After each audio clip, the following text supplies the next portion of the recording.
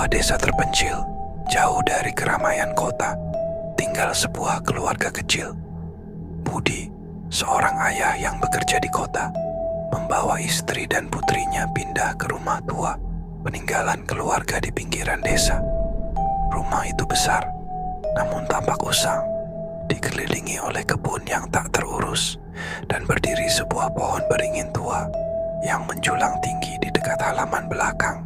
Malam pertama di rumah itu, putri mereka, Nisa, yang berusia 7 tahun, tidur dengan gelisah.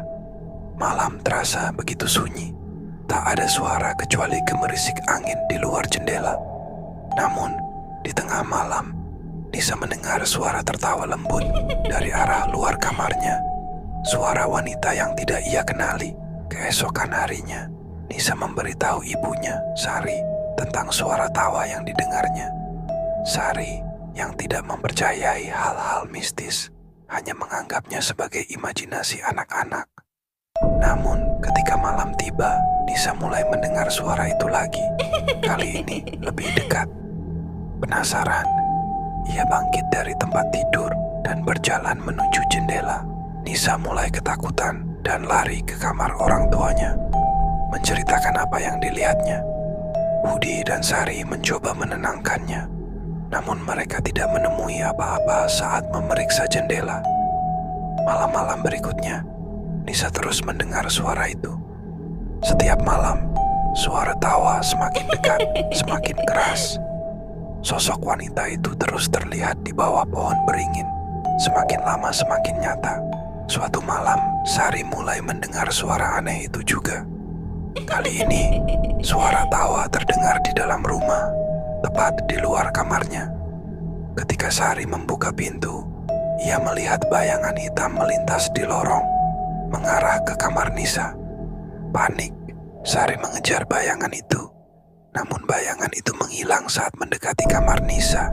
Budi, yang mulai curiga dengan kejadian-kejadian aneh di rumah itu, memutuskan untuk mencari tahu tentang sejarah rumah dan pohon beringin tersebut.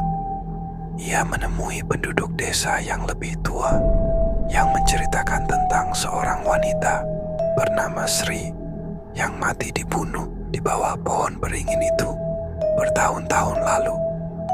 Arwah Sri dipercaya menjadi penunggu pohon, dan siapapun yang tinggal di rumah itu akan diganggu olehnya. Teror semakin parah. Setiap malam, suara tawa wanita itu kini bergema di seluruh rumah. Nisa melihat sosok wanita itu semakin jelas. Bahkan kadang ia muncul di sudut-sudut kamarnya. Sari mulai mengalami mimpi buruk, di mana ia melihat dirinya berhadapan dengan Sri di bawah pohon beringin. Tangan Sri terulur seolah meminta sesuatu darinya. Merasa terpojok, Sari dan Budi memutuskan untuk melakukan ritual untuk mengusir arwah Sri. Mereka meminta bantuan seorang dukun desa yang datang untuk membersihkan rumah. Namun, saat ritual dimulai, arwah Sri menjadi marah. Pohon beringin di luar mulai bergetar. Ranting-rantingnya berayun keras seolah ada badai. Meski tidak ada angin yang berembus, untuk menghentikan teror ini, dukun mengatakan bahwa seseorang harus membuat perdamaian dengan arwah Sri. Sari, yang merasa bersalah telah mengabaikan tanda-tanda awal, memutuskan untuk menghadapi Sri di bawah pohon beringin. Di sana, Sari berdiri sendirian di bawah pohon itu, memohon maaf atas kesalahan masa lalu yang dilakukan keluarganya terhadap Sri. Setelah konfrontasi itu, suasana rumah menjadi lebih tenang.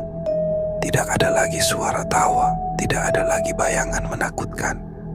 Namun pada suatu malam, ketika Nisa sedang bermain di halaman, ia melihat sesuatu yang membuatnya terdiam. Sebuah bayangan wanita berdiri di bawah pohon beringin, tersenyum padanya sebelum menghilang di antara ranting-ranting.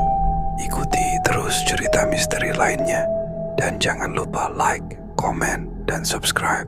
Terima kasih.